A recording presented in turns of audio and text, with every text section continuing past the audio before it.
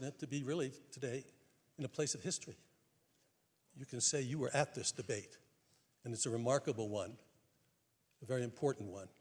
So please do not get involved. Let those people see it in peace. You were told when you entered here that you had to have your mask on. And the rules are that you will keep your masks on. And if you take your masks off, someone will approach you and ask you to please put your mask back on.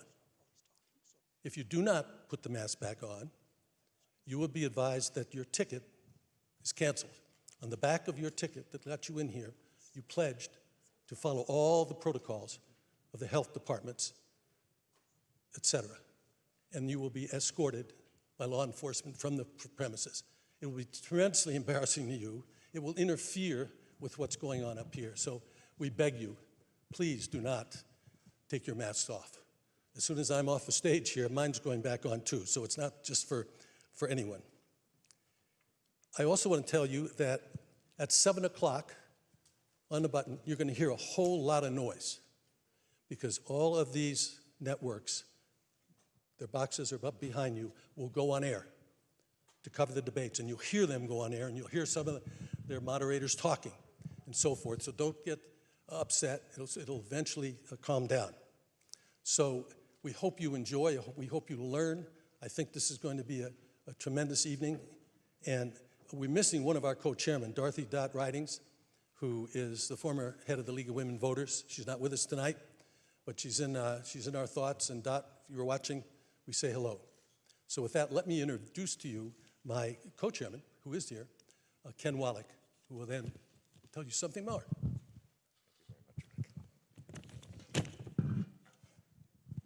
I join Frank, Janet, and fellow board members in welcoming you to the 10th Vice Presidential Debate sponsored and organized by the Commission on Presidential Debates. As the newest co-chair of the Commission, I am proud to work alongside Frank Fahrenkopf, Dot Ridings, Janet Brown, and a talented staff and crew who deal with nearly endless moving parts, ranging from political press and production issues, to cybersecurity and set design, to lighting and logistics. Over the years, they have created an institution that has made debates an important part of our democratic process, a view shared by the American electorate. Also, the advent of the Commission-sponsored Debate Watch allows participants in watch committees in all 50 states and Puerto Rico to exchange views on issues raised in debates with those who agree and those who disagree, to listen respectfully to each other's opinions. Debate Watch 2020 will reach more than 1 million participants. And here in Utah, the Utah Debate Commission is carrying out a broad civic education program around these debates by conducting an essay competition for high school students and encouraging 9 colleges and universities in the states to organize virtual debate watches. Now, as significant as debates have become here, they can be even more consequential overseas, where the Commission, in partnership with the National Democratic Institute, has helped organize 450 debates in 45 nations, most importantly, in post-conflict countries and in new and emerging democracies. This effort has led to the creation of Debates International, a global support network of similar debate organizers from nearly 40 countries. So when the Commission and NDI supported candidate debates in Tunisia last year, we were joined by Debates International members from Chile, Mexico, and Jamaica to share their experiences and expertise. I wanted to recognize the Commission's longest-standing supporter, the Judy and Peter Bloom Kovler Foundation, which has given its trust to the nonpartisan mission of the Commission for the past 32 years. And we are grateful for their extraordinary contribution to the 2020 debates. Now it is my distinct honor to introduce Dr. Ruth Watkins, the President of the University of Utah. Thank you very much.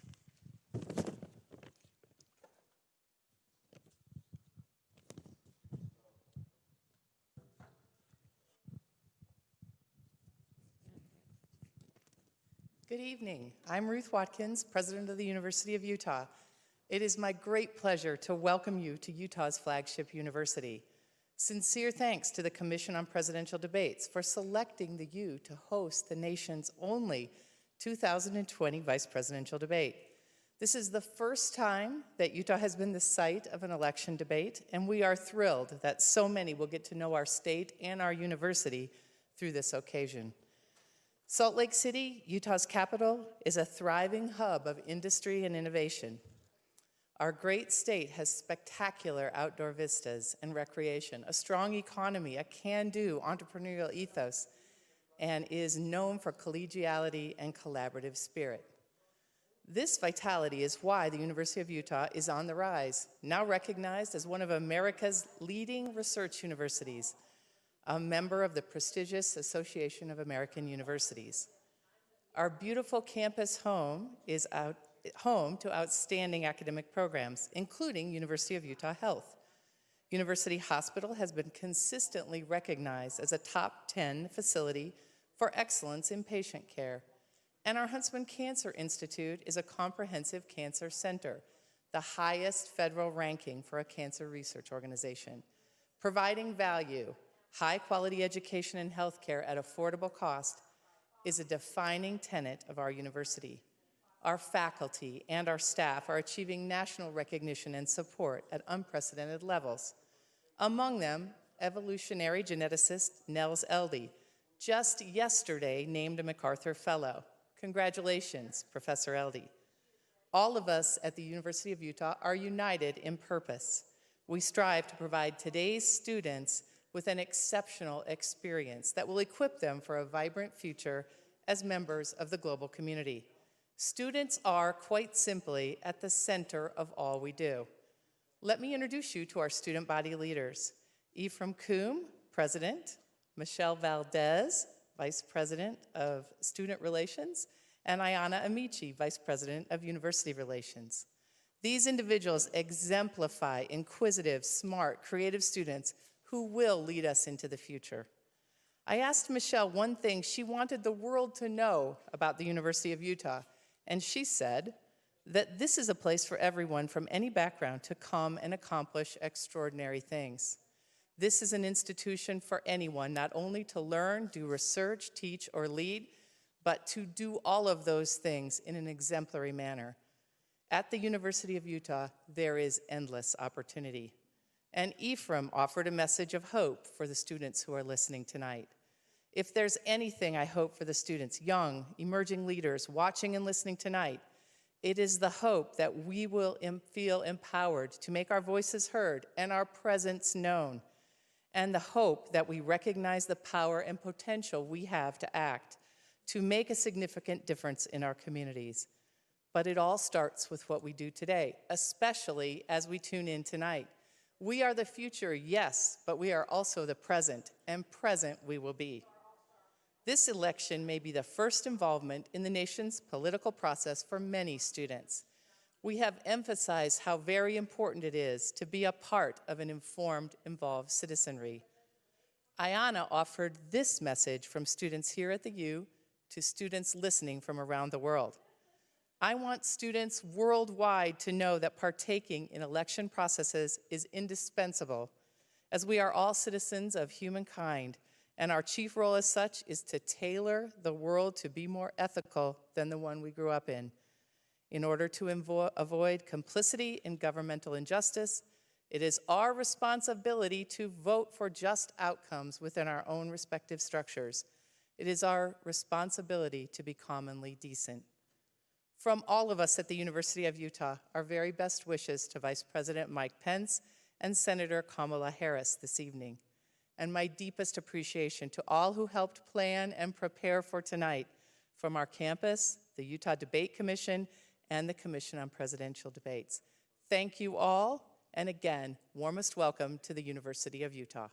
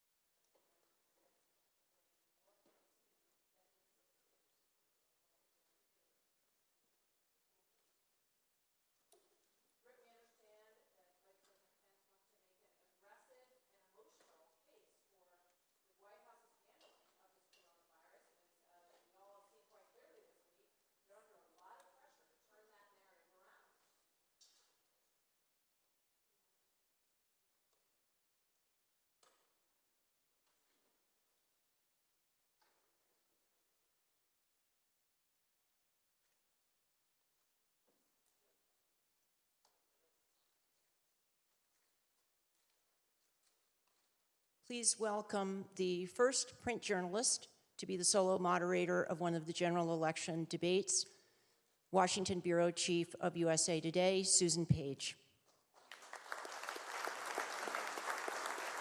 Go get him, honey. Hey, welcome. And congratulations, you have scored the most exclusive tickets in the United States. Hamilton has nothing on the Commission on Presidential Debates when it comes to exclusive tickets. I want to offer a special welcome to Vice President Pence's family, I think is there, and to Senator Kamala Harris's family on this side, and most especially to my bosses who are seated right up there, and I'm very glad that they came and joined us. My bosses from USA Today and from Gannett. We're glad that you're here, but this debate is not about you, and it's not about me. It's about the millions of Americans who are going to be watching it. And that's why I'm going to ask you for your help. I'm going to ask you for your silence. I'm going to ask you during the debate not to cheer or to boo or to hiss or to laugh, because that is distracting for the people we are really staging this debate to reach. There will be 2 times when you can applaud. That will be when I announce the 2 candidates on the stage. They'll come on the stage simultaneously. That'll be a time to applaud. And then applaud again at the very end of the debate. But if you could keep, restrain your enthusiasm between those 2 times, I'd appreciate it. And if you could send me a little good karma, that would also be appreciated, but quietly. I'm going now to sit down and get settled and turn my back to you, but not in a rude way. And I'll see you on the other side. Thanks again for being here.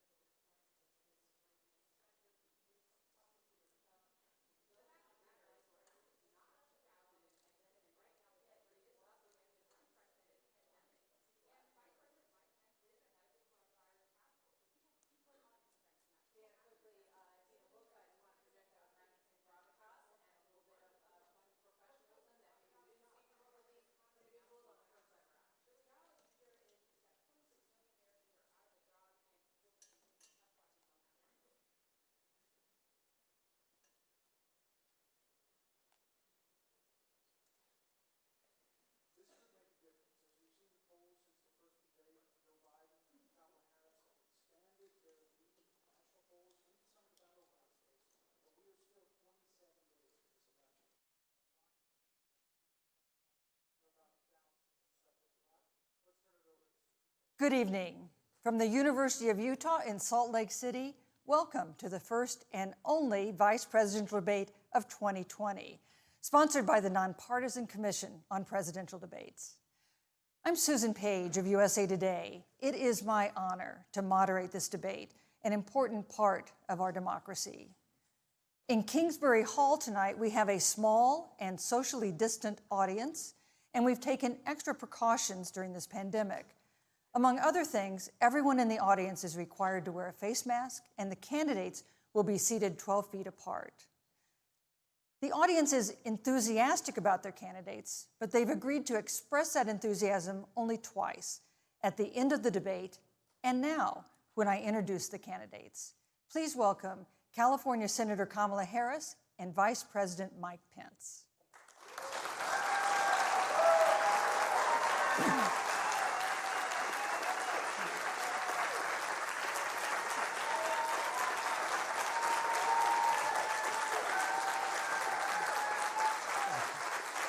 Thank you.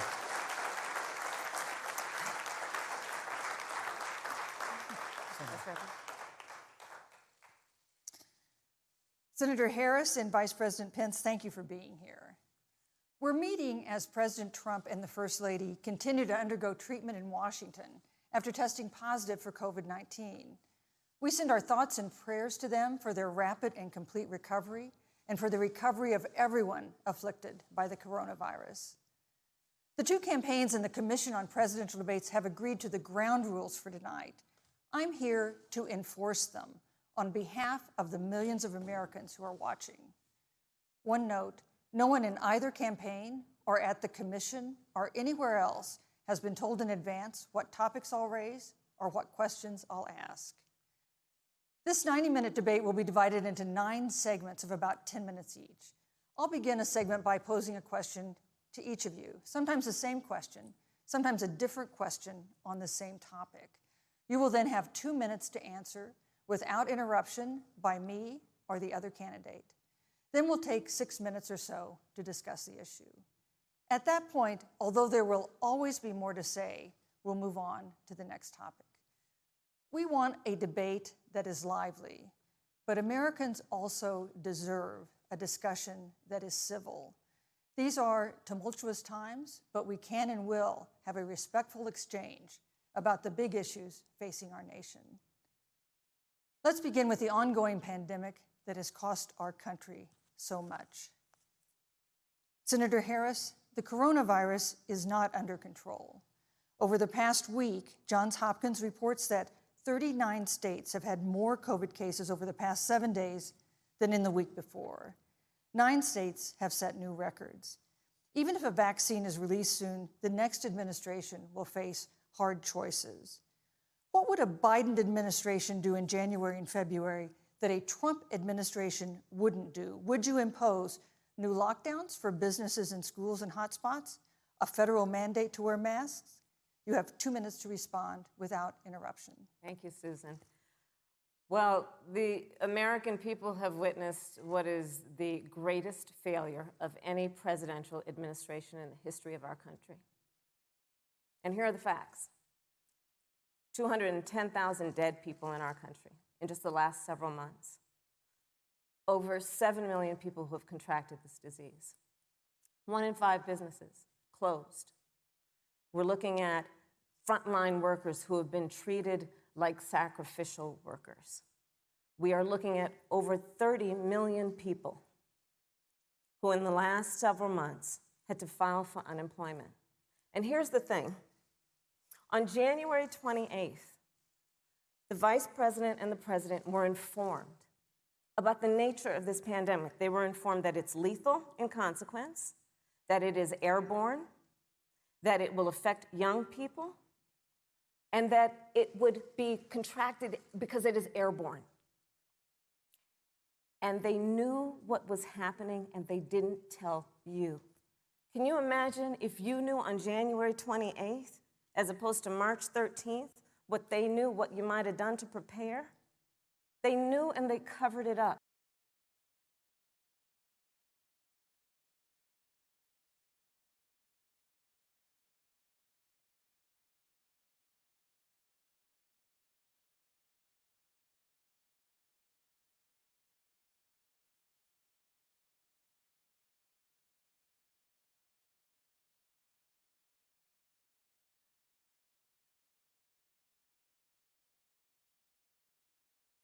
administration of the vaccine and making sure that it will be free for all. That is the plan that Joe Biden has and that I have, knowing that we have to get a hold of what has been going on, and we need to save our country. And Joe Biden is the best leader to do that, and frankly, this administration has forfeited their right to re-election based on this. Thank you, Senator Harris. Vice President Pence, more than 210,000 Americans have died of COVID-19 since February. The U.S. death toll as a percentage of our population is higher than that of almost every other wealthy nation on earth. For instance, our death rate is 2.5 times that of Canada next door. You head the administration's coronavirus task force. Why is the U.S. death toll as a percentage of our population higher than that of almost every other wealthy country? And you have 2 minutes to respond without interruption. Susan, thank you. And I want to thank the Commission and the University of Utah for hosting this event. And Senator Harris, it's a privilege to be on the stage with you. Our nation has gone through a very challenging time this year. But I want the American people to know that from the very first day, President Donald Trump has put the health of America. Before there were more than 5 cases in the United States, all people who had returned from China, President Donald Trump did what no other American president had ever done. And that was he suspended all travel from China, the second largest economy in the world. Now, Senator Joe Biden opposed that decision. He said it was xenophobic and hysterical. But I can tell you, having led the White House Coronavirus Task Force, that decision alone by President Trump bought us invaluable time to stand up the greatest national mobilization since World War II. And I believe it saved hundreds of thousands of American lives. Because with that time, we were able to reinvent testing. More than 115 million tests have been done to date. We were able to see to the delivery of billions of supplies so our doctors and nurses had the resource and support they needed. And we began, really, before the month of February was out, to develop a vaccine and to develop medicines and therapeutics that have been saving lives all along the way. And under President Trump's leadership, Operation Warp Speed, we believe, will have literally tens of millions of doses of a vaccine before the end of this year. The reality is, when you look at the Biden plan, it reads an awful lot like what President Trump and I and our task force have been doing every step of the way. I mean, quite frankly, when I look at their plan that talks about advancing testing, creating new PPE, developing a vaccine, it looks a little bit like plagiarism, which is something Joe Biden knows a little bit about. And I think the American people know that this is a president who has put the health of America first, and the American people, I believe with my heart, can be proud of the sacrifices they have made. It's saved countless American lives. Senator Harris, would you like to respond? Absolutely. Whatever the vice president is claiming the administration has done, clearly it hasn't worked. When you're looking at over 210,000 dead bodies in our country, American lives that have been lost, families that are grieving that loss. And you know, the vice president is the head of the task force and knew on January 28th how serious this was. And then thanks to Bob Woodward, we learned that they knew about it. And then when that was exposed, the vice president said, when asked, well, why didn't y'all tell anybody? He said, because the president wanted people to remain calm.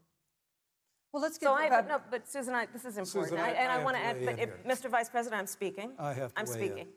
Yeah, you can have 15 more seconds, and then we'll give the vice president a chance to respond. So I want to ask the American people, how calm were you when you were panicked about where you're going to get your next roll of toilet paper?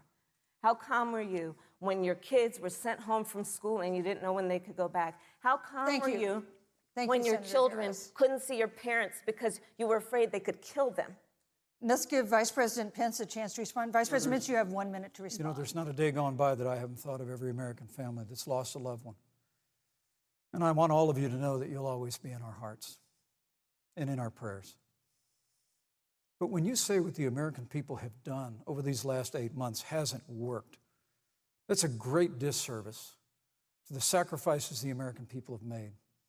The reality, if I may finish, Senator, the reality is Dr. Fauci said everything that he told the president in the Oval Office, the president told the American people. Now, President Trump, I will tell you, has boundless confidence in the American people, and he always spoke with confidence that we'd get through this together. But when you say it hasn't worked, when Dr. Fauci and Dr. Birx and our medical experts came to us in the second week of March, they said if the president didn't take the unprecedented step of shutting down roughly half of the American economy, that we could lose 2.2 million Americans. Now, that's the reality. Thank you. They also Thank you, said Vice to us if President we did Pence. everything right, Susan, we could still lose more than 200,000 Americans. Vice Now, President one Pence. life lost is too Thank you. many, Susan. But the American people, I believe, deserve credit for the sacrifices that they have made, putting the health of their family and their neighbors first, our doctors, our nurses, our first Thank you, Vice responders. President Pence. And I'm going to speak up on behalf of what the American people have done. Vice President Pence, you were in the front row in a Rose Garden event 11 days ago at what seems to have been a super spreader event for senior administration and congressional officials. No social distancing, few masks, and now a cluster of coronavirus cases among those who were there. How can you expect Americans to follow the administration's safety guidelines to protect themselves from COVID when you at the White House have not been doing so? Well, the American people have demonstrated over the last 8 months that when given the facts, they're willing to put the health of their families and their neighbors and people they don't even know first. And President Trump and I have great confidence in the American people and their ability to take that information and put it into practice. In the height of the epidemic, when we were losing a heartbreaking number of 2,500 Americans a day, we surged resources to New Jersey and New York and New Orleans and Detroit. We told the American people what needed to be done, and the American people made the sacrifices. When the outbreak in the Sun Belt happened this summer, again, Americans stepped forward. But the reality is the work of the President of the United States goes on. A vacancy on the Supreme Court of the United States has come upon us, and the President introduced Judge Amy Coney Yes, Barrett. thank you. Thank you, Vice But President at Pence. that, if I may say, that Rose Garden event, there's been a great deal of speculation about it. My wife Karen and I were there and honored to be there. Many of the people who were at that event, Susan, actually were tested for coronavirus, and it was an outdoor event, which all of our scientists regularly and routinely advise.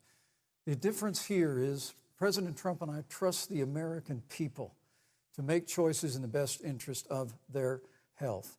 Joe Biden and Kamala Harris consistently talk about mandates, and not just mandates with the coronavirus, but a government takeover of health care, Thank you, the Vice Green New President Pence. Deal, all government control. We're about freedom and respecting the freedom of the American people. Let's talk about respecting the American people. You respect the American people when you tell them the truth. You respect the American people when you have the courage Which we've to be a always leader done. speaking of those things that you may not want people to hear, but they need to hear so they can protect themselves. But this administration stood on information that if you had as a parent, if you had as a worker, knowing you didn't have enough money saved up, and now you're standing in a food line because of the ineptitude of an administration that was unwilling to speak the truth to the American people. So let's talk about caring about the American people. The American people have had to sacrifice far too much because of the incompetence of this administration. It is asking too much of the people. Susan, we talked No, about Vice this. It is President asking Pence. too much of the people. Look- That they would not be equipped with the information they need to help themselves to protect Susan, their the parents President- and No, their I'm children. sorry. Kamala Harris, Senator Harris, I'm sorry. It's I meant fine, to I'm say- Kamala. No, you're Senator Harris to me. For life to get back to normal, Dr. Anthony Fauci and other experts say that most of the people who can be vaccinated need to be vaccinated. But half of Americans now say they wouldn't take a vaccine if it was released now. If the Trump administration approves a vaccine before or after the election, should Americans take it, and would you take it? If the public health professionals, if Dr. Fauci, if the doctors tell us that we should take it, I'll be the first in line to take it, absolutely. But if Donald Trump tells us that we should take it, I'm not taking it. Vice President Pence, there have been a lot of repercussions from this pandemic. In recent days, the president's diagnosis of COVID-19 has underscored the importance of the job that you hold and that you are seeking. That's our second topic tonight. It's the role of the vice president. One of you will make history on January 20th. You will be the vice president to the oldest president the United States has ever had. Donald Trump will be 74 years old on Inauguration Day. Joe Biden will be 78 years old. That already has raised concerns among some voters, concerns that have been sharpened by President Trump's hospitalization in recent days. Vice President Pence, have you had a conversation or reached an agreement with President Trump about safeguards or procedures when it comes to the issue of presidential disability? And if not, do you think you should? You have 2 minutes without interruption. Well, Susan, thank you, although I would like to go back. I think we need to move on to the issue of thank you, but I would like to vice go back presidency. because the reality is that we're going to have a vaccine, Senator, in record time, in unheard of time, in less than a year. We have 5 companies in phase 3 clinical trials, and we're right now producing tens of millions of doses. So the fact that you continue to undermine public confidence in a vaccine, if the vaccine emerges during the Trump administration, I think is unconscionable. And Senator, I just ask you, stop playing politics with people's lives. The reality is that we will have a vaccine, we believe, before the end of this year. And it will have the capacity to save countless American lives. And your continuous undermining of confidence in a vaccine is it's just unacceptable. And let me also say, you know, the reality is when you talk about failure in this administration, we actually do know what failure looks like in a pandemic. It was 2009. The swine flu arrived in the United States. Thankfully, it ended up not being as lethal as the coronavirus. But before the end of the year, when Joe Biden was vice president of the United States, not 7.5 million people contracted the swine flu. 60 million Americans contracted the swine flu. If the swine flu had been as lethal as the coronavirus, in 2009, when Joe Biden was vice president, we would have lost 2 million American lives. His own chief of staff, Ron Klain, would say last year that it was pure luck that they did, quote, everything possible wrong. And we learned from that. They left the strategic national stockpile empty. They left an empty and hollow plan, but we still learned from it. And I think the American people, I'm going to say again, can be proud of what we have done. And Senator, please stop undermining confidence in a vaccine. Senator Harris, let me ask you the same question that I asked Vice President Pence, which is, have you had a conversation or reached an agreement with Vice President Biden about safeguards or procedures when it comes to the issue of presidential disability? And if not, and if you win the election next month, do you think you should? You have 2 minutes uninterrupted. So let me tell you, first of all, the day I got the call from Joe Biden, it was actually a Zoom call, asking me to serve with him on this ticket was probably one of the most memorable days of my life. I thought about my mother, who came to the United States at the age of 19, gave birth to me at the age of 25 at Kaiser Hospital in Oakland, California. And the thought that I'd be sitting here right now, I know would make her proud, and she must be looking down on this. Joe and I were raised in a very similar way. We were raised with values that are about hard work, about the value and the dignity of public service, and about the importance of fighting for the dignity of all people. And I think Joe asked me to serve with him because, I have a career that included being elected the first woman district attorney of San Francisco, where I created models of innovation for law enforcement in terms of reform of the criminal justice system. I was elected the first woman of color and black woman to be elected Attorney General of the state of California, where I ran the second largest Department of Justice in the United States, second only to the United States Department of Justice. And there I took on everything from transnational criminal organizations to the big banks that were taking advantage of homeowners to for-profit colleges that were taking advantage of veterans. And then, of course, now I serve in the United States Senate as only the second black woman ever elected to the United States Senate. I serve on the Senate Intelligence Committee, where I've been in regular receipt of classified information about threats to our nation and hotspots around the world. I've traveled the world. I've met with our soldiers in war zones. And I think Joe has asked me to serve with him because he knows that we share a purpose which is about lifting up the American people and after the 4 years that we have seen of Donald Trump unifying our country around our common values and principles. Thank you, Senator Harris. You know, neither President Trump nor Vice President Biden has released a sort of detailed health information that had become the modern norm until the 2016 election. And in recent days, President Trump's doctors have given misleading answers or refused to answer basic questions about his health. And my question to each of you in turn is this information voters deserve to know? Vice President Pence, would you like to go first? Well, Susan, thank you. And let me say, on behalf of the President and the First Lady, how moved we've all been by the outpouring of prayers and concern for the President. And I do believe it's emblematic of the prayers and the concern that have ushered forth for every American impacted by the coronavirus. But the care the President received at Walter Reed Hospital, the White House doctors, was exceptional. And the transparency that they practiced all along the way will continue. The American people have a right to know about the health and well-being of their President, and will continue to do that. But I'm just extremely grateful and was more than a little moved by the broad and bipartisan support. And Senator, I want to thank you and Joe Biden for your expressions of genuine concern. And I also want to congratulate you, as I did on that phone call, on the historic nature of your nomination. Thank you. I never expected to be on this stage 4 years ago, so I know the feeling. But the reality is we've got an election before the American people in the midst of this challenging year.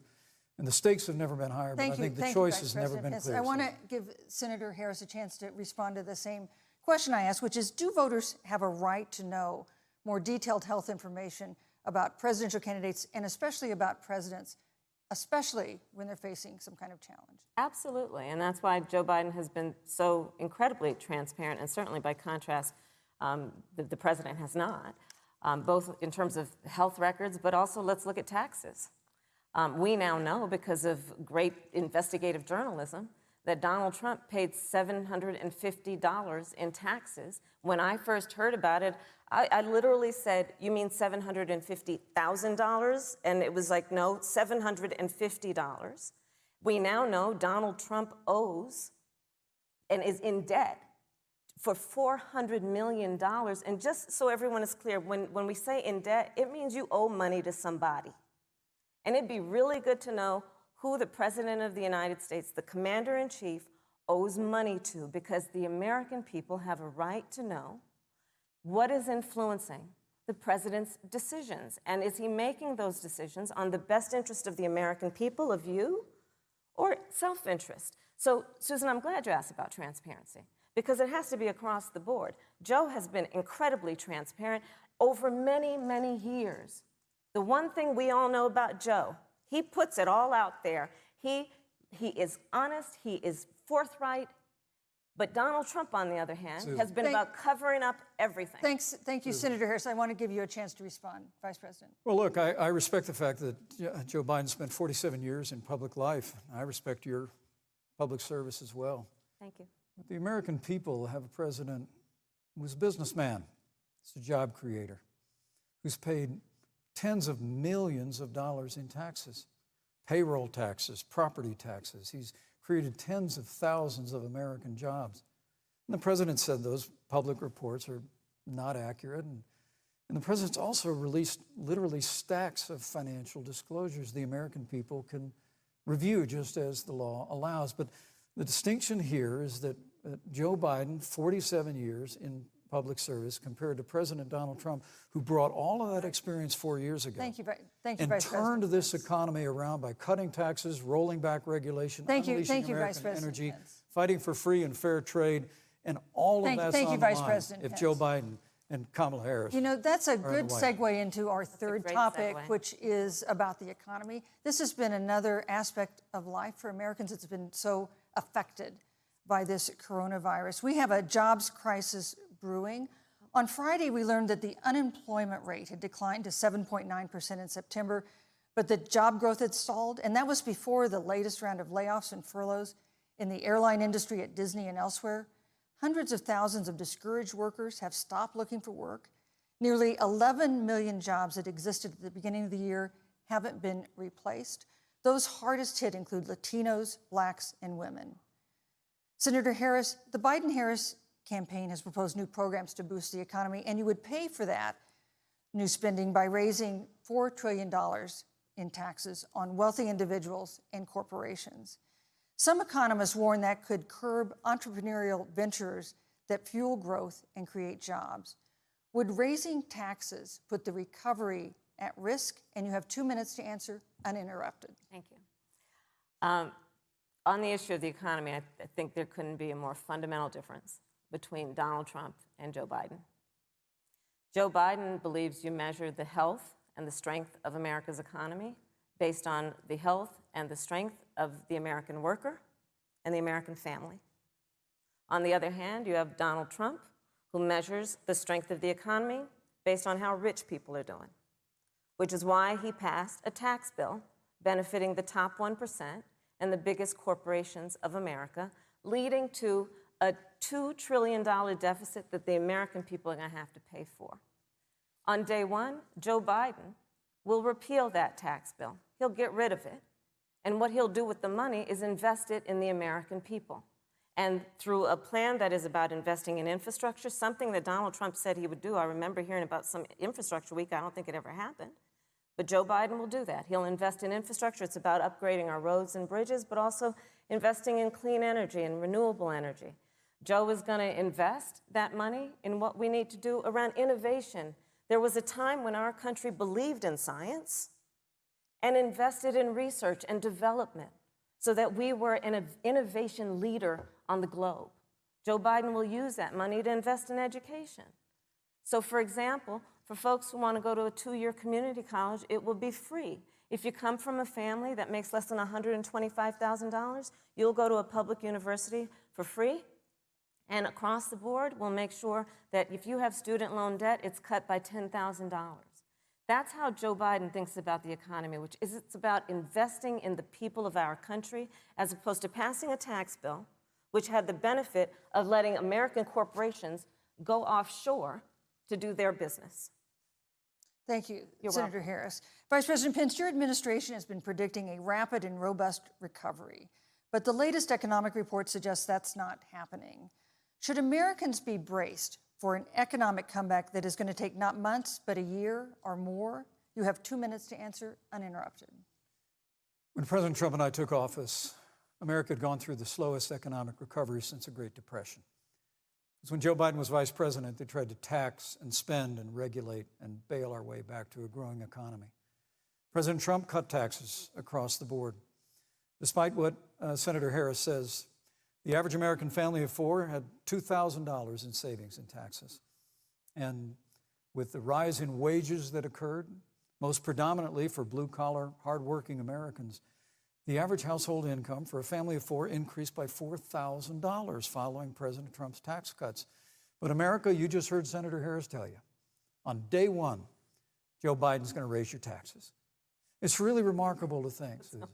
I mean, right after a time where we're going through a pandemic that lost 22 million jobs at the height, we've already added back 11.6 million jobs because we had a president who cut taxes, rolled back regulation, unleashed American energy, fought for free and fair trade, and secured $4 trillion from the Congress of the United States to give direct payments to families, saved 50 million jobs through the Paycheck Protection Program.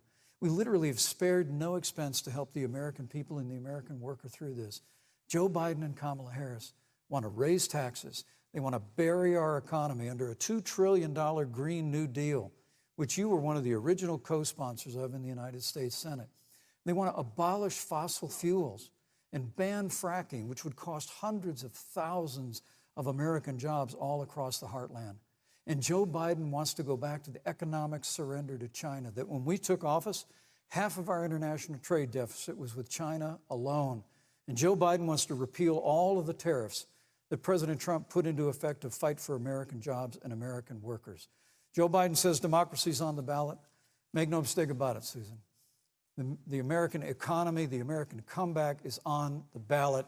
with 4 more years of growth Thank you. and opportunity, Thank you, 4 Vice more years of President Donald Trump, 2021 Thank is you, going to Vice be the President biggest Pence. economic year in the history of this country. Thank you, Vice President Pence. Senator Harris. Well, I mean, I thought we saw enough of it in last week's debate, but I think this is supposed to be a debate based on fact and truth. And the truth and the fact is, Joe Biden has been very clear. He will not raise taxes on anybody who makes less than $400,000 He said he's a going to year. repeal the Trump tax cuts. Mr. Vice President, I'm speaking. Well, wait, I'm speaking. it'd be important if you said the truth. Joe Biden said twice in the debate last week that he's going to repeal the Trump tax cuts. That was tax cuts that gave the average working family $2,000 in a tax break every single year. Senator, that is that's the math. absolutely not true. That Is he tax only bill- is he only going to repeal part of the Trump tax cuts? If you don't mind letting me finish, we can then Please. have a conversation, okay? Please. Okay. Joe Biden will not raise taxes on anyone who makes less than $400,000 a year. He has been very clear about that. Joe Biden will not end fracking. He has been very clear about that. Joe Biden is the one who, during the Great Recession, was responsible for the Recovery Act that brought America back. And now the Trump-Pence administration wants to take credit when they rode the coattails of Joe Biden's success for the economy that they had at the beginning of their term. Of course, now the economy is a complete disaster. But Joe Biden, on the one hand, did that. On the other hand, you have Donald Trump, who has reigned over a recession that is being compared to the Great Depression. On the one hand, you have Joe Biden, who was responsible with President Barack Obama for the Affordable Care Act, which brought health care to over 20 million Americans and protected people with pre-existing conditions. And what it also did is it saved those families who otherwise were going bankrupt because of hospital bills they could not afford. On the other hand, you have Donald Trump, who's in court right now, trying to get rid of the Affordable Care Act, which means that you will lose protections if you have pre-existing conditions. And this is very important, Susan. Yes, and it's but we need to give Vice President. I'd just like to, he interrupted me, and I'd like to just finish, please. If you have a pre-existing condition, heart disease, diabetes, breast cancer, they're coming for you. If you love someone who has a pre-existing condition, they're coming for you. If you are under the age of 26 on your parents' coverage, they're coming for you. Senator Harris, thank you. You're welcome. Let me give you a chance to respond. Well, I hope we have a chance to talk about health care because Obamacare was a disaster. The American people remember it well. And President Trump and I have a plan to improve health care and to protect pre-existing conditions for every American. But look, Senator Harris, you're entitled to your own opinion, but you're not entitled to your own facts. You yourself said on multiple occasions when you were running for president that you would ban fracking. Joe Biden looked at a supporter in the eye and pointed and said, I guarantee that we will abolish fossil fuels. They have a $2 trillion version of the Green New Deal, Susan, that your newspaper, USA Today, said really wasn't that very different from the original Green New Deal. More taxes, more regulation, banning fracking, abolishing fossil fuel, crushing American energy, and economic surrender to China is a prescription for economic decline. President Trump and I will keep America growing. The V-shaped recovery that's underway right now will continue with 4 more years of President Donald Trump in the White House. Thank you very, very much, Vice President Pence. Once again, you've provided the perfect segue to a new topic, which is climate change. And Vice President Pence, I'd like to pose the first question to you. This year, we've seen record-setting hurricanes in the South. Another one, Hurricane Delta, is now threatening the Gulf. And we have seen record-setting wildfires in the West. Do you believe, as the scientific community has concluded, that man-made climate change has made wildfires bigger, hotter, and more deadly, and have made hurricanes wetter, slower, and more damaging? You have 2 minutes uninterrupted. Thank you, Susan. Well, first, I'm very proud of our record on the environment and on conservation. According to all of the best estimates, our air and land are cleaner than any time ever recorded. Our water is among the cleanest in the world. And just a little while ago, the President signed the Outdoors Act. It's the largest investment in our public lands and public parks in 100 years. So President Trump has made a commitment to conservation and to the environment. Now, with regard to climate change, the climate is changing, but the issue is, what's the cause and what do we do about it? President Trump has made it clear that we're going to continue to listen to the science. Now, Joe Biden and Kamala Harris would put us back in the Paris Climate Accord. They'd impose the Green New Deal, which would crush American energy, would increase the energy costs of American families in their homes, and literally would crush American jobs. And President Trump and I believe that the progress that we have made in a cleaner environment has been happening precisely because we have a strong free market economy. You know, what's remarkable is the United States has reduced CO2 more than the countries that are still in the Paris Climate Accord, but we've done it through innovation, and we've done it through natural gas and fracking, which, Senator, the American people can go look at the record. I know Joe Biden says otherwise now, as you do, but the both of you repeatedly committed to abolishing fossil fuel and banning fracking.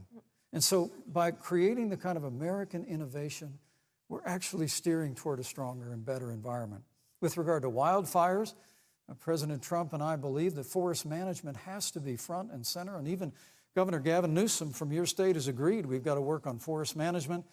And with regard to hurricanes, the National Oceanic Administration tells us that actually as difficult as they are, Thank you, Vice President. there are no more hurricanes today than there were 100 years ago. Thank you. But many of the climate alarmists Pence, use I'm sorry, your time hurricanes is up. and wildfires to try and Thank sell you, their Vice bill of President goods of Pence. a Green New Deal. And President Trump and I are going to always put Thank you, American Vice jobs and President American Pence. workers first. Senator Harris, as the Vice President mentioned, you co-sponsored the Green New Deal in Congress.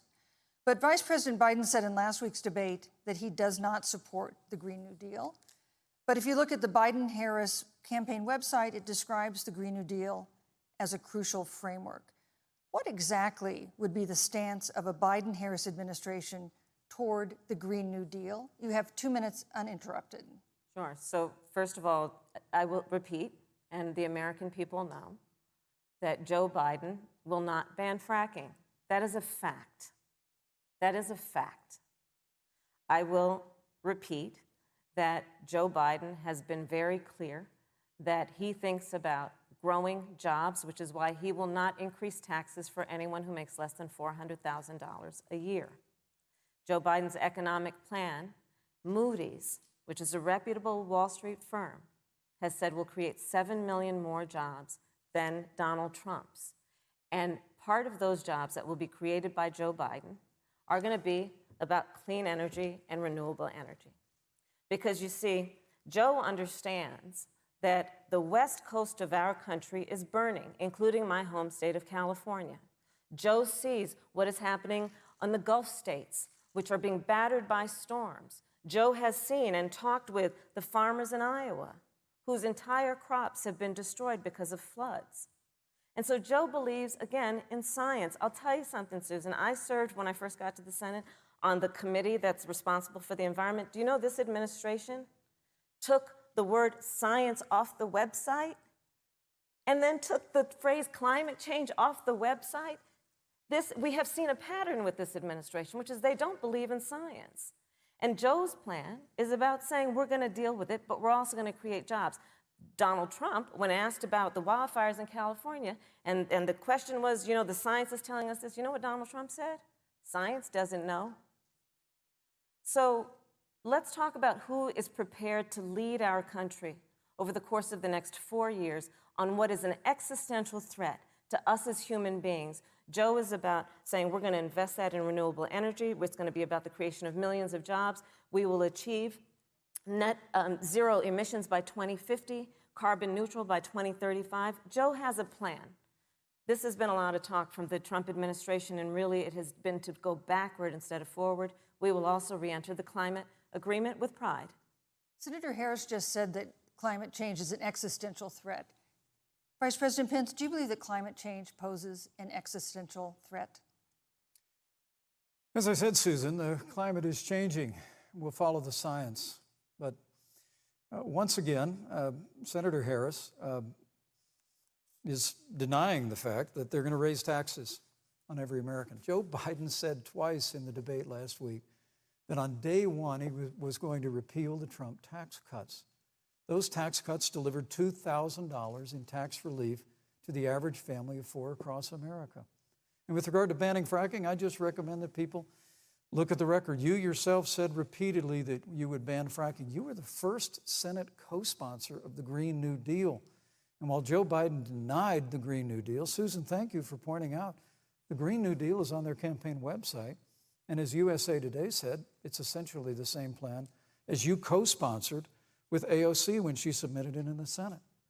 And you just heard the senator say that she's going to resubmit America to the Paris Climate Accord. Look, the American people have always cherished our environment. We'll continue to cherish it. We've made great progress reducing CO2 emissions through American innovation and the development of natural gas through fracking. We don't need a massive $2 trillion Green New Deal that would impose all new mandates on American businesses and American families. Thank you. Joe Biden wants us to retrofit 4 million American business buildings. It makes no sense. It will cost jobs. President Trump is going to put America first. He's going to put jobs first, and we're going to take care of our environment and follow the science. Thank you, Vice President. On the issue of jobs, Senator Harris. Let's talk about that. The Vice President earlier referred to, as part of what he thinks is an accomplishment, the President's trade war with China.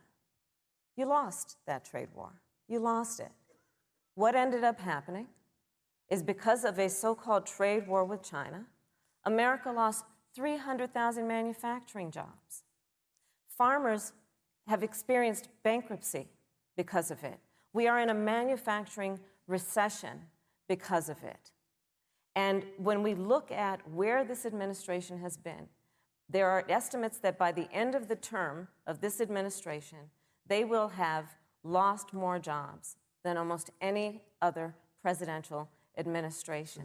And the American people know what I'm talking about.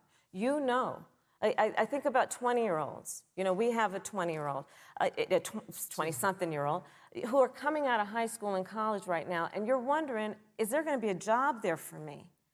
We're looking at people who are trying to figure out how they're going to pay rent by the end of the month. Almost half of American renters are worried about whether they're going to be able to pay rent by the end of the month. This is where the economy is in America right now, and it is because of the catastrophe and the failure of leadership of this administration. Thank you, Senator Harris. Vice President Pence, let me give you just 15 seconds to respond, because then I want to move on to I'd love to respond. Look, lost the trade war with China. Joe Biden never fought it. Joe Biden has been a cheerleader for communist China through over the last several decades.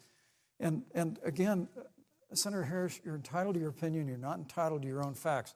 When Joe Biden was vice president, we lost 200,000 manufacturing jobs, and President Obama said they were never coming back. He said we needed a magic wand to bring them back.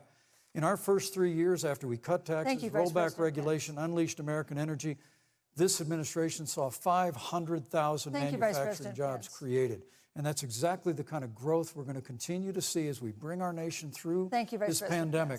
But a Green New Deal, your massive new mandates, your Paris Climate Accord, it's going to kill jobs this time, just like it killed jobs. I just need to respond very briefly, 15 seconds, and then we'll move on. Thank you.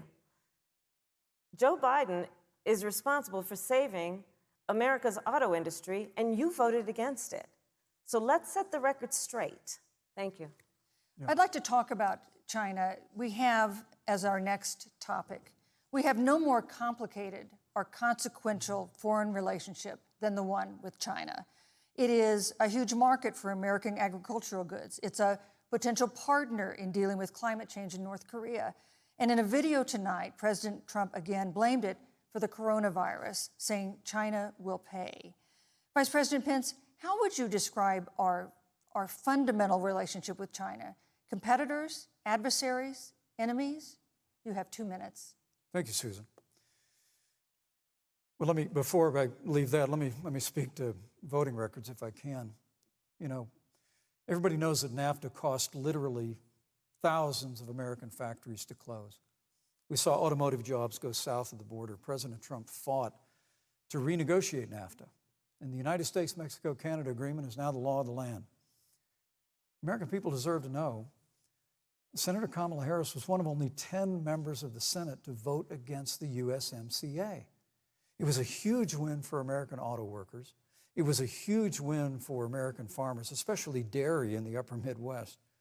But Senator, you said it didn't go far enough on climate change, that you put your radical environmental agenda ahead of American auto workers and ahead of American jobs. The American people deserve to know that. It's probably why Newsweek magazine said that Kamala Harris was the most liberal member of the United States Senate in 2019, more liberal than Bernie Sanders, more liberal than any of the others in the United States Senate. So now, with regard to China, look, Susan, first and foremost,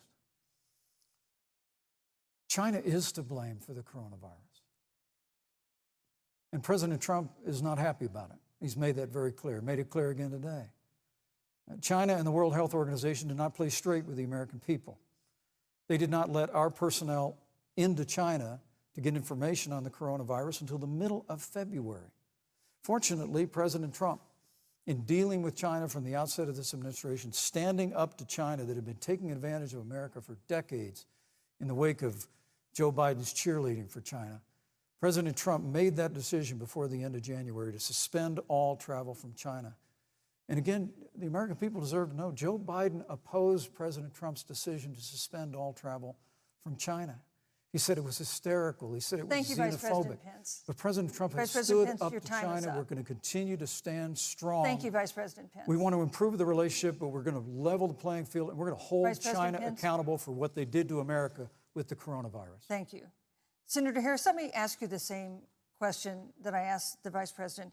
How would you describe our fundamental relationship with China? Are we competitors, adversaries, enemies?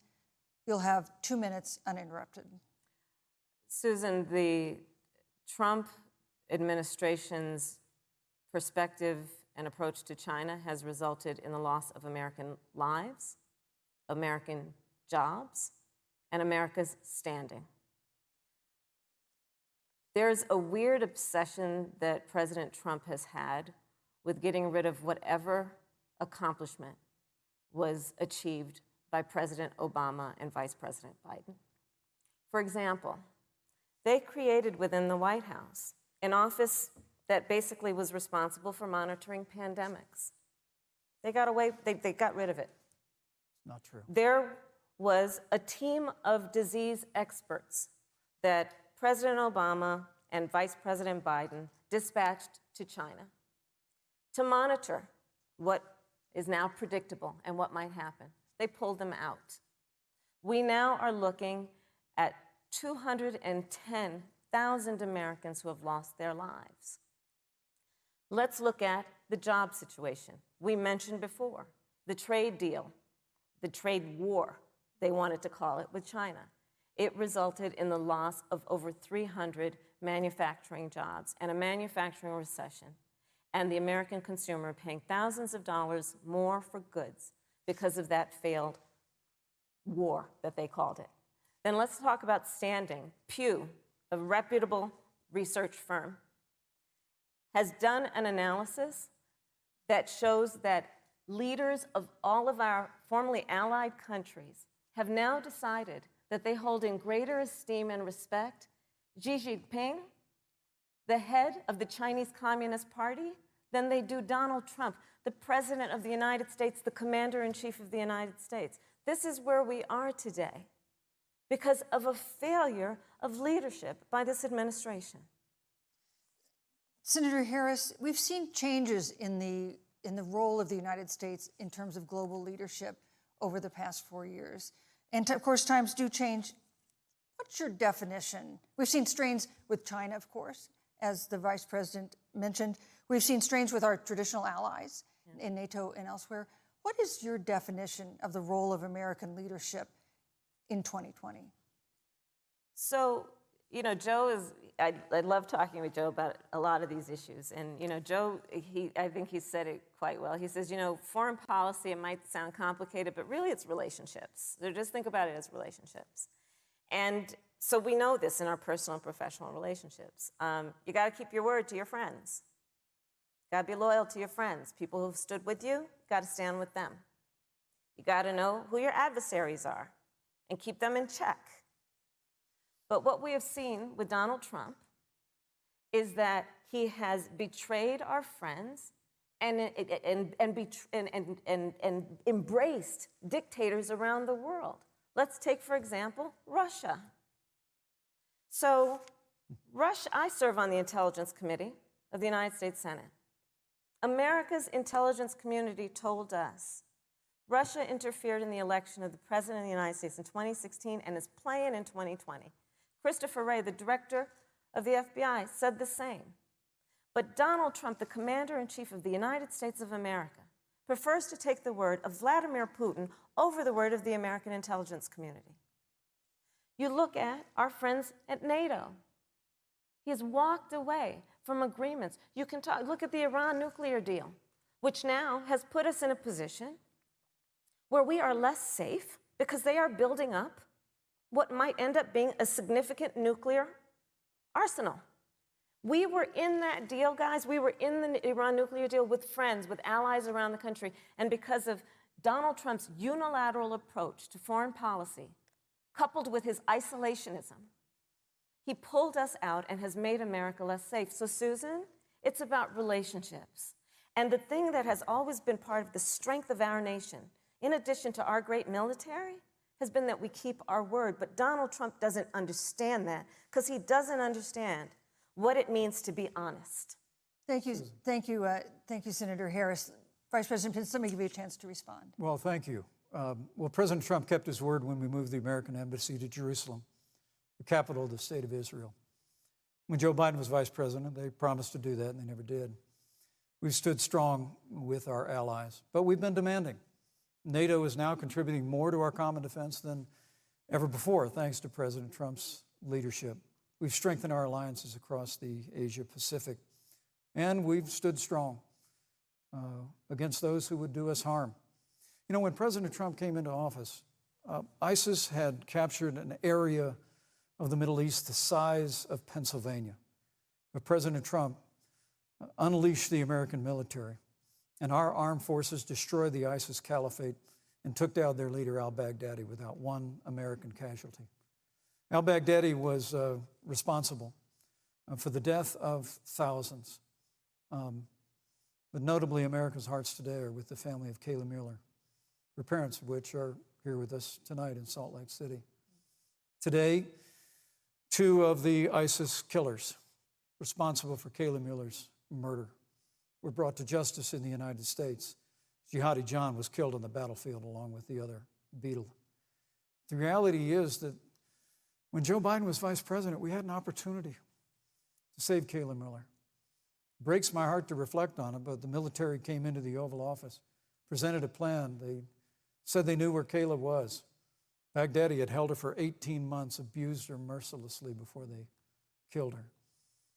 But when Joe Biden was vice president, they hesitated for a month. And when armed forces finally went in, it was clear she'd been moved 2 days earlier. And her family says with a heart that broke the heart of every American that if President Donald Trump had been president, they believe Kayla would be alive today. Thank you, Vice Look, President. we destroyed the ISIS caliphate. And you talk about re-entering the Iran nuclear deal. I mean, the last administration transferred $1.8 billion to the leading state sponsor Thank you, Vice of President terrorism. Pence. President Donald Trump got us out of the deal. Thank you, Vice President Pence. And when Qasem Soleimani was traveling to Baghdad Thank you, to do Vice President harm Pence. to Americans, President Donald Trump took Thank you, him Vice out. President Pence. And America is safer, our allies are safer, and the American people know President Donald Trump will never Thank you, Vice President take Pence. action. I would like to give Senator Harris a chance to respond, but not at such great length because, of course, there are other topics we want to talk about. But I would like equal time. Yes. Thank you. Please go ahead. First of all, to the Mueller family, I know about your daughter's case, and I'm so sorry. I'm so sorry. What happened to her is awful, and it should have never happened. And I know Joe feels the same way. And I know that President Obama feels the same way. But you mentioned Soleimani. Let's start there. So after the strike on Soleimani, there was a counter strike on our troops in Iraq. And they suffered serious brain injuries. And do you know what Donald Trump dismissed them as? Headaches. And this is about a pattern of Donald Trump's, where he has referred to our men who are serving in our military as suckers and losers. Donald Trump, who went to Arlington Cemetery and stood above the graves of our fallen heroes and said, what's in it for them? Because, of course, you know, he only thinks about what's in it for him. Let's take what he said about John McCain, a great American hero. And Donald Trump says he doesn't deserve to be called a hero because he was a prisoner of war. And this is very important when you want to talk about who is the current commander-in-chief and what they care about and what they don't care about. Public reporting that Russia had bounties on the heads of American soldiers. And you know what a bounty is? It's somebody puts a price on your head and they will pay it if you are killed. And Donald Trump had talked at least 6 times to Vladimir Putin and never brought up the subject. Joe Biden would never do that. Thank you. Joe Biden would, but Joe Biden would hold Russia to account for any threat to our nation's security or to our troops who are sacrificing their lives for the sake of our democracy and our safety. Thank you, Senator Harris. This is such an important issue, but we have other important issues as well. And Susan, I want to make sure we have a chance I really have talk to about respond to that. I'm- Look, she has 15 seconds because Well, I gotta we're have trying more to than keep. that. Look. Well, I'm sorry, but Vice President Look, Pence, you've had more time than she's had so the far. slanders against President Donald Trump regarding men and women of our armed forces are absurd. I'm sorry, Vice My President son is Pence. a captain in the United Yes. States Marine Corps. My son-in-law is deployed in the United States Navy. I can assure all of you, with sons and daughters serving in our military, President Donald Trump not only respects but reveres all of those who serve in our armed forces, and any suggestion otherwise is ridiculous. But Let thank me you, also Vice say, President Pence. the Vice the President American Pence, people you know, deserve, Susan, Vice the President American Pence, people I deserve to didn't, know. Vice President that- Pence, I did not, They excuse can't me, deny. Susan, the I did American not people create deserve the to know rules for tonight. Joe Biden Your and Kam- campaigns agreed to the rules for tonight's I- debate with the Commission on Presidential Debates. I'm here to enforce them, which involves moving from one topic to another, giving roughly equal time to both of you, Go right which is what I'm trying very hard to do. Go right ahead. So I want to go ahead and move to the next topic, which is an important one, as the last topic was, and that is the Supreme Court. On Monday, the Senate Judiciary Committee is scheduled to open hearings on Amy Coney Barrett's nomination to the Supreme Court. Senator Harris, you'll be there as a member of the committee. Yes. Her confirmation would cement the court's conservative majority and make it likely open to more abortion restrictions, even to overturning the landmark Roe v. Wade ruling. Access to abortion would then be up to the states. Vice President Pence, you're the former governor of Indiana. If Roe v. Wade is overturned, what would you want Indiana to do? Would you want your home state to ban all abortions? You have 2 minutes, uninterrupted. Well, thank you for the question, but I'll use a little bit of my time to respond to that very important issue before. The American people deserve to know Qasem Soleimani, the Iranian general, was responsible for the death of hundreds of American service members. When the opportunity came, we saw him headed to Baghdad to kill more Americans. President Trump didn't hesitate, and Qasem Soleimani is gone.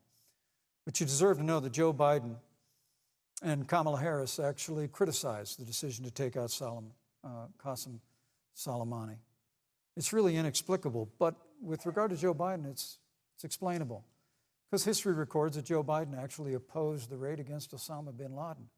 It's absolutely essential that we have a commander-in-chief who will not hesitate to act to protect American lives and to protect American service members, and that's what you have in President Donald Trump. Now, with regard to the Supreme Court of the United States, let me say President Trump and I could not be more enthusiastic about the opportunity to see Judge Amy Coney Barrett become Justice Amy Coney Barrett. She's a brilliant woman, and she will bring a lifetime of experience and a sizable American family to the Supreme Court of the United States. And our hope is, in the hearing next week, unlike Justice Kavanaugh received with treatment from you and others, We hope she gets a fair hearing. And we particularly hope that we don't see the kind of attacks on her Christian faith that we saw before. I mean, the Democrat chairman of the Judiciary Committee before, when Judge Barrett was being confirmed for the Court of Appeals, expressed concern that the dogma of her faith lived loudly in her. Dick Durbin of Illinois said that it was a concern. Senator, I know one of our judicial nominees you actually attacked because they were a member of the Catholic Knights of Columbus, just because the Knights of Columbus holds pro-life views and pro-marriage views. Thank you, Vice President Pence. So Your my time hope is is up. that when the hearing takes place, Thank you, Vice President Pence. that Judge Amy Coney Barrett will be respected, Thank you, treated Vice President respectfully, Pence. voted and confirmed Thank to the you. Supreme Court of the United States. Senator Harris, you're the senator from and former Attorney General of California. So let me ask you a parallel question to the one I posed to the Vice President. If Roe v. Wade is overturned, what would you want California to do? Would you want your home state to enact no restrictions on access to abortion? And you have 2 minutes uninterrupted.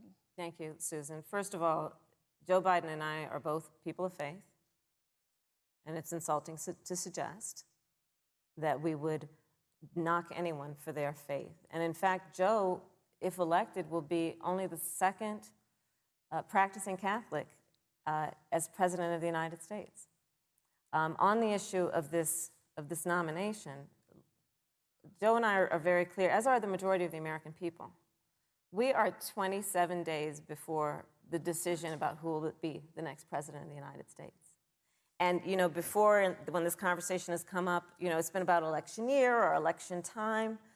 We're literally in an election. Over 4 million people have voted. People are in the process of voting right now. And so Joe has been very clear, as the American people are. Let the American people fill that seat in the White House, and then we'll fill that seat on the United States Supreme Court. And to your point, Susan, the issues before us couldn't be more serious. There's the issue of choice, and I will always fight for a woman's right to make a decision about her own body. It should be her decision and not that of Donald Trump and the Vice President, Michael Pence. But let's also look at what else is before the court. It's the Affordable Care Act.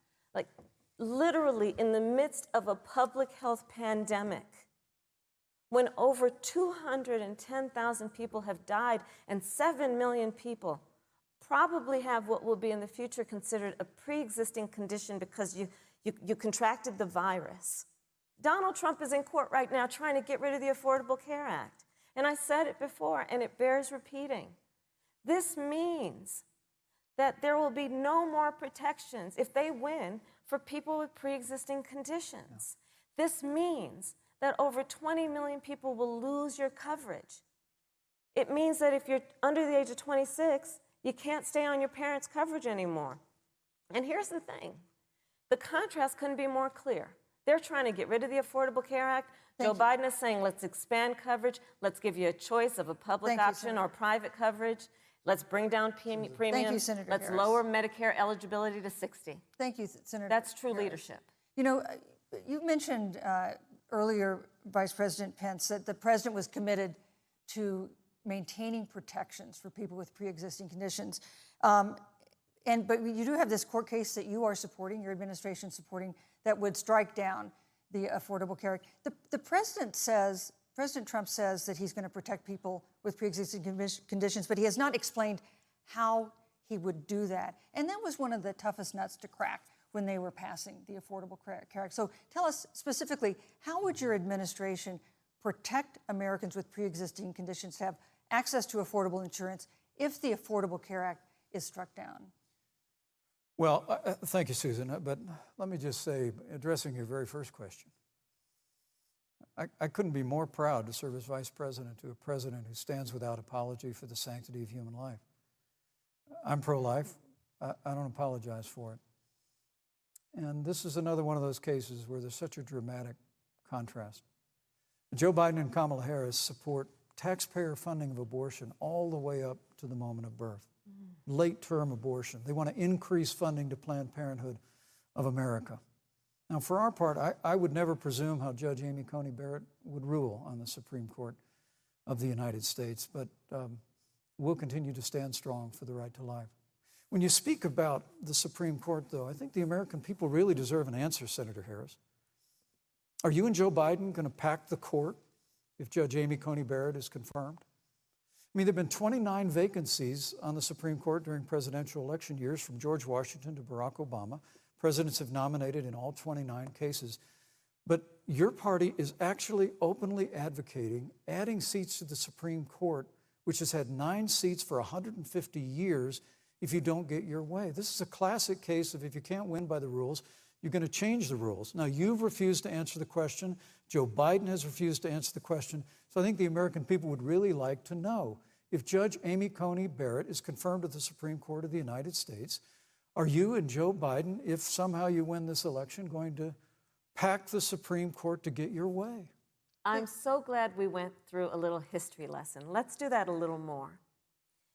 In 1864... Well, I'd like you to answer the question. Mr. Yes, Vice President, I'm please, speaking. very I'm fast. speaking. Okay. In 1864, one of the, I think, political heroes, certainly of the president, I assume of you also, Mr. Vice President, is Abraham Lincoln. Mm-hmm. Abraham Lincoln was up for re-election. And it was 27 days before the election. And a seat became open on the United States Supreme Court. Abraham Lincoln's party was in charge not only of the White House, but the Senate. But Honest Abe said it's not the right thing to do. The American people deserve to make the decision about who will be the next president of the United States. And then that person can select who will serve for a lifetime on the highest court of our land. And so Joe and I are very clear. The American people are voting right now, and it should be their decision about who will serve on this most important body for a lifetime. Thank you, And Senator the American Harris. people, Susan, are voting right now. They'd like to know if you and Joe Biden are going to pack the Supreme Court if you don't get your way in this nomination. Let's talk about packing. You once Come again on. gave a non-answer. Joe Biden gave a non-answer. Trying to answer you the now. American people deserve a straight answer. And if you haven't figured it out yet, the straight answer is they are going to pack the Supreme Court if they somehow win this election.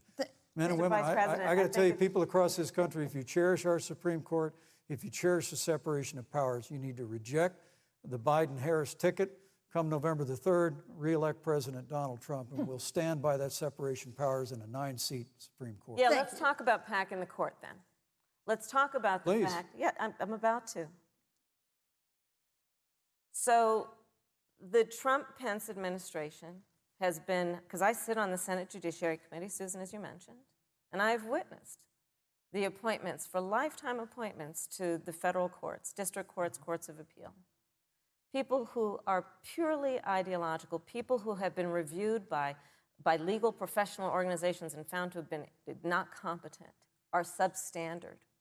And do you know that of the 50 people who President Trump appointed to the Court of Appeals for lifetime appointments, not one is black?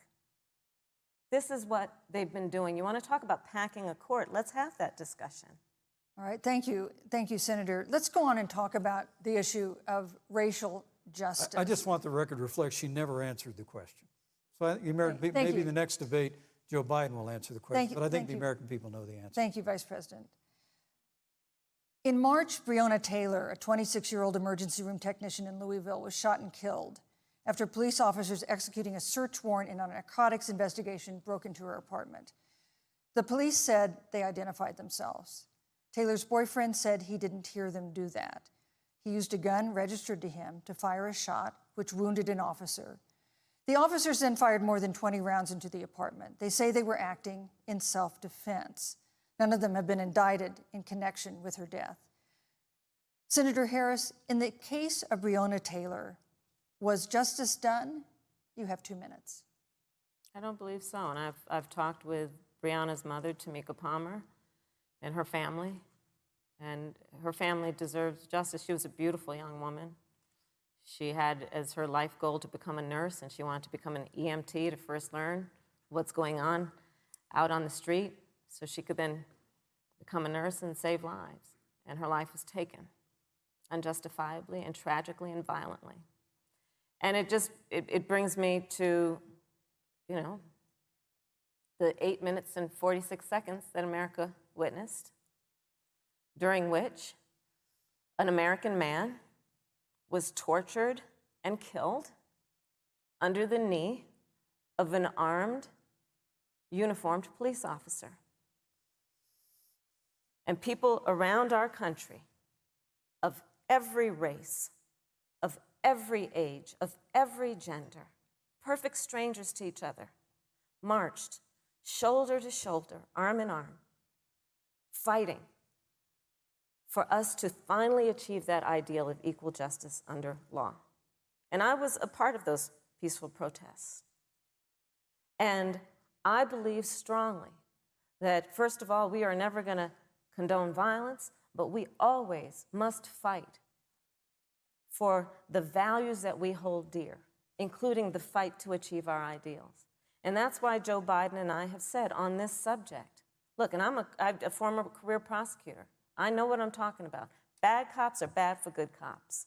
We need reform of our policing in America and our criminal justice system, which is why Joe and I will immediately ban chokeholds and carotid holds. George Floyd would be alive today if we did that. We will require a national registry for police officers who break the law.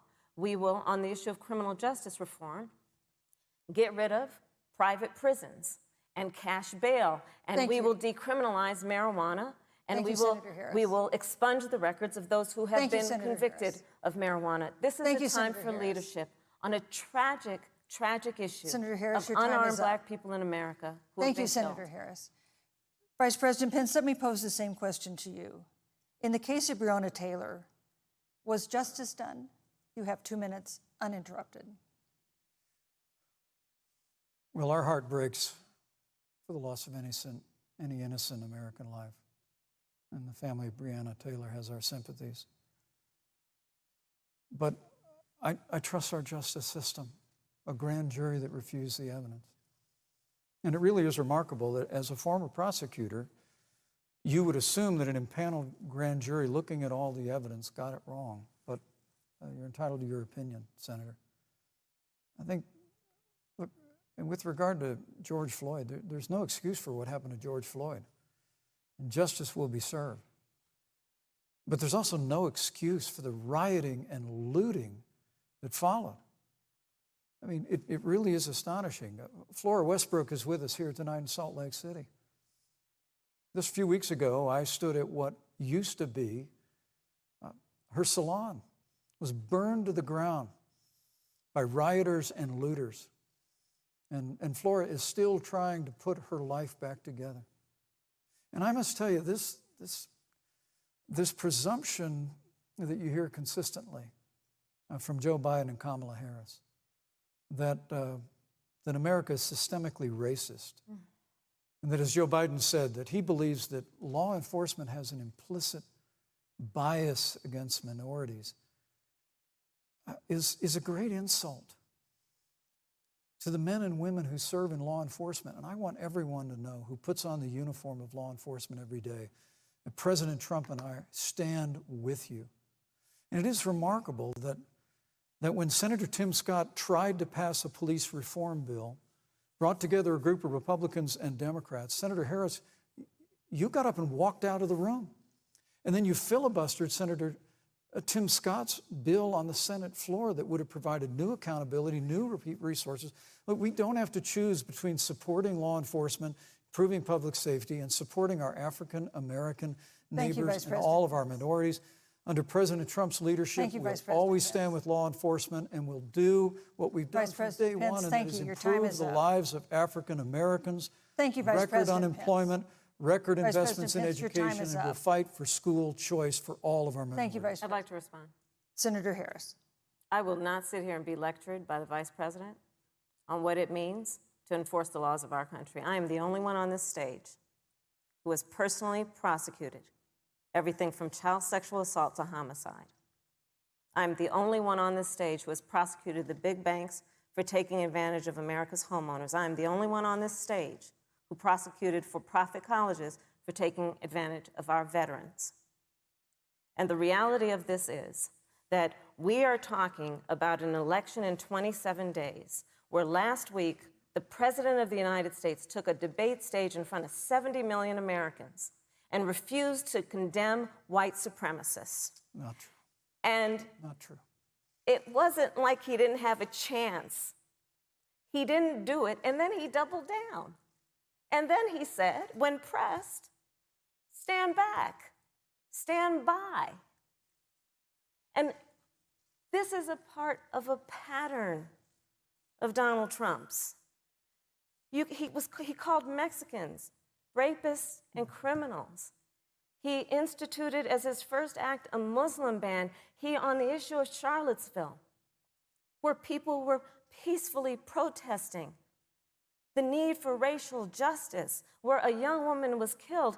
And on the other side, there were neo-Nazis carrying tiki torches, shouting racial epithets, anti-Semitic slurs. And Donald Trump, when asked about it, said, there were fine people on both sides. This is who we have as the President of the United States. And America, you deserve better. Joe Biden will be a president who brings our country together. Senator Harris. And recognizes the beauty in our diversity and the fact that we Senator all Harris, have so much more in common than what separates us. Vice President Pence, let me give you a minute to respond. Thank you, Susan. I appreciate that very much. You know, I think this is one of the things that makes people dislike the media so much in this country, Susan, is that you selectively edit, just like Senator Harris did, comments that President Trump and I and others on our side of the aisle make. I mean, Senator Harris conveniently omitted, after the president made comments about people on either side of the debate over monuments, he condemned the KKK, neo-Nazis, and white supremacists, and has done so repeatedly. You're concerned that he doesn't condemn neo-Nazis. President Trump has Jewish grandchildren. His daughter and son-in-law are Jewish. This is a president who respects and cherishes all of the American people. But you talk about having personally prosecuted. I'm glad you brought up your record, Senator. Thank you. I really need to make this point. When you were DA in San Francisco, when you left office, African Americans were 19 times more likely to be prosecuted for minor drug offenses than whites and Hispanics. When you were Attorney General of California, you increased the disproportionate incarceration of blacks in California. You did nothing on criminal justice reform in California. You didn't lift a finger to pass the First Step Act on Capitol Hill. I mean, the reality is your record speaks for itself. President Trump and I have fought for criminal justice reform. Thank you, Vice President We've fought Pence. for educational choice and opportunities for African Americans, all of our Thank you, minorities. sir. And we'll do it for 4 more Thank you. years. You know, there is no more important issue than the final issue that we're going to talk about tonight, and that is the issue of the election But itself. Susan, he attacked my record. I would like an opportunity to respond. Let me give you 30 seconds because we're running out of time. I appreciate that. First of all, having served as the Attorney General of the state of California, the work that I did is a model of what our nation needs to do, and we will be able to do under a Joe Biden presidency. Our agenda includes what this administration has failed to do. It will be about not only instituting a ban on chokeholds and carotid holes. Thank you. Not only. Thank you, Senator I Harris. would like to go through. These are points that you made earlier in the hour, and I want to talk about the election itself before we have to. But I want to talk about the connection between what Joe and I will do and my record, which includes I was the first statewide officer to institute a requirement that my agents would wear body cameras and keep them on full time. We were the first to initiate a requirement that there would be a training for law enforcement on implicit bias because, yes, Joe Biden and I recognize that implicit bias does exist, Mr. Vice President, contrary to what you may believe. We did the work of instituting reforms that were about investing in reentry.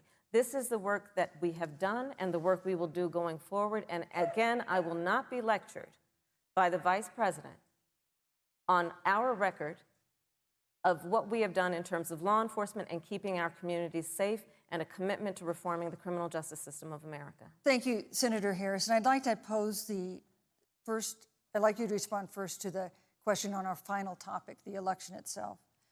President Trump has several times refused to commit himself to a peaceful transfer of power after the election. If your ticket wins and President Trump refuses to accept a peaceful transfer of power, what steps would you and Vice President Biden then take? What would happen next? You have 2 minutes. So I'll tell you, Joe and I are, I think, particularly proud of the coalition that we've built around our campaign. We probably have one of the broadest coalitions of folks that you've ever seen in a presidential race. Of course, we have the support of Democrats, but also independents and Republicans. In fact, 7 members of President George W. Bush's cabinet are supporting our ticket. We have the support of Colin Powell, Cindy McCain, John Kasich, over 500 generals, retired generals, and former national security experts and advisors are supporting our campaign. And I believe they are doing that because they know that Joe Biden has a deep, deep-seated commitment to fight for our democracy and to fight for the integrity of our democracy and to bring integrity back to the White House. And so we believe in the American people. We believe in our democracy. And here's what I'd like to say to everybody. Vote. Please vote. Vote early. Come up with a plan to vote. Go to iwillvote.com. You can also go to joebiden.com. We have it within our power in these next 27 days to make the decision about what will be the course of our country for the next 4 years. And it is within our power, and if we use our vote and we use our voice, we will win. And we will not let anyone subvert our democracy with what Donald Trump has been doing, as he did on the debate stage last week, when again in front of 70 million people, he openly attempted to suppress the vote. Joe Biden, on the other hand, on that same debate stage, because clearly Donald Trump doesn't think he can run on a record because it's a failed record, Joe Biden on that stage said, hey, just please vote. So I'll repeat what Joe said. Please vote. Thank you, Senator. Vice President Pence, President Trump has several times refused to commit himself to a peaceful transfer of power after the election. If Vice President Biden is declared the winner and President Trump refuses to accept a peaceful transfer of power, what would be your role and responsibility as Vice President? What would you personally do? You have 2 minutes. Well, Susan, first and foremost, I think we're going to win this election. Because while Joe Biden and Kamala Harris rattle off a long litany of the establishment in Washington, D.C., an establishment that Joe Biden's been a part of for 47 years, President Donald Trump has launched a movement of everyday Americans from every walk of life. And I have every confidence that those same Americans that delivered that historic victory in 2016, they see this president's record where we rebuild our military, we revived our economy through tax cuts and rolling back regulation, fighting for fair trade, unleashing American energy. We appointed conservatives to our federal courts at every level. And we stood with the men and women of law enforcement every single day. And I think that movement of Americans has only grown stronger in the last 4 years. But when you talk about accepting the outcome of the election, I must tell you, Senator, your party has spent the last 3.5 years trying to overturn the results of the last election. It's amazing. When Joe Biden was Vice President of the United States, the FBI actually spied on President Trump and my campaign. I mean, there were documents released this week that the CIA actually made a referral to the FBI documenting that those allegations were coming from the Hillary Clinton campaign. And of course, we've all seen the avalanche, what you put the country through for the better part of 3 years until it was found that there was no obstruction, no collusion, case closed. And then Senator Harris, you and your colleagues in the Congress tried to impeach the President of the United States over a phone call. And now Hillary Clinton has actually said to Joe Biden that in her words, under no circumstances should he concede the election. So let me just say, I think we're going to win this election. President Trump and I are fighting every day in courthouses to prevent Joe Biden and Kamala Harris from changing the rules and creating this universal mail-in voting that will create a massive opportunity for voter fraud. And we have a free and fair election. We know we're going to have confidence in it. And I believe in all my heart that President Donald Trump's going to be reelected for 4 more years. You know, I've written all the questions that I've asked tonight, but for the final question of the debate, I'd like to read a question that someone else wrote. The Utah Debate Commission asked students in the state to write essays about what they would like to ask you. And I want to close tonight's debate with the question posed by Brecklin Brown. She's an 8th grader at Springville Junior High in Springville, Utah. And here's what she wrote, quote, "When I watch the news, all I see is arguing between Democrats and Republicans. When I watch the news, all I see is citizen fighting against citizen. When I watch the news, all I see are two candidates from opposing parties trying to tear each other down. If our leaders can't get along, how are the citizens supposed to get along?" And then she added, "Your examples could make all the difference to bring us together," end quote.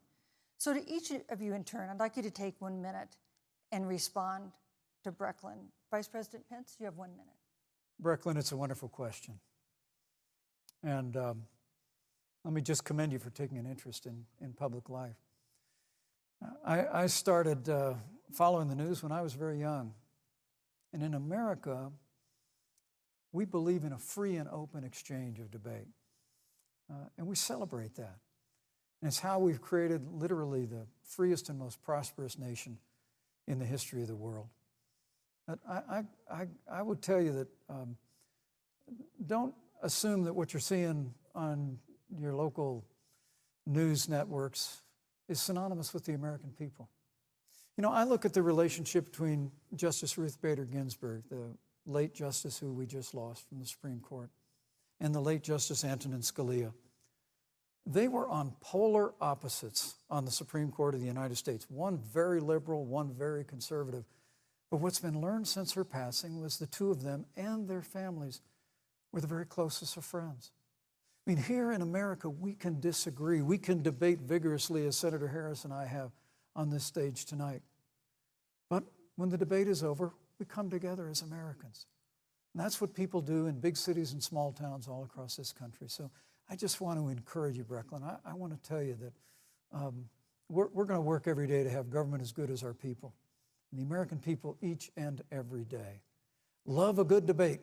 We love a good argument. But we always come together and are always there for one another. Thank you, in Vice times of President. need. And we've especially learned that Thank you, through Mr. the Vice President. difficulties of this year. Senator Harris, what would you say to Brecklin?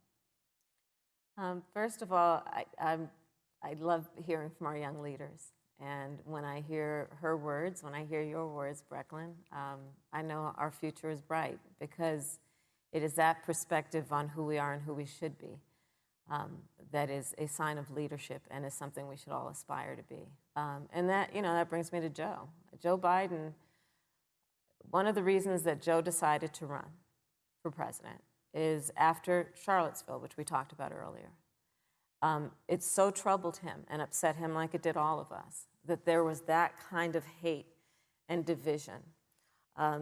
What propelled Joe to run for president was to see that over the course of the last 4 years, what Brecklin described has been happening. Joe has a long-standing reputation of working across the aisle and working in a bipartisan way. And that's what he's going to do as president. Joe Biden has a history of lifting people up and fighting for their dignity. You have to know Joe's story to know that Joe has known pain, he has known suffering, and he has known love. And so, Brecklin, when you think about the future, I do believe the future is bright. And it will be because of your leadership, and it will be because we fight for each person's voice through their vote, and we get engaged in this election because you have the ability through your work and through, eventually, your vote Thank you, to Senator determine Harris. the future of our country and what its leadership looks like. Thank you, Senator Harris. Thank you, Vice President Pence. Thank you so much for being with us tonight. We want to thank also the University of Utah for its hospitality, and most of all, our thanks to all the Americans who watched this debate tonight. Again, our best wishes for a quick recovery to President Trump, the First Lady, and everyone who is battling COVID-19. The second presidential debate is next week on October 15th, a town hall-style debate in Miami. We hope you'll join us then. Good evening.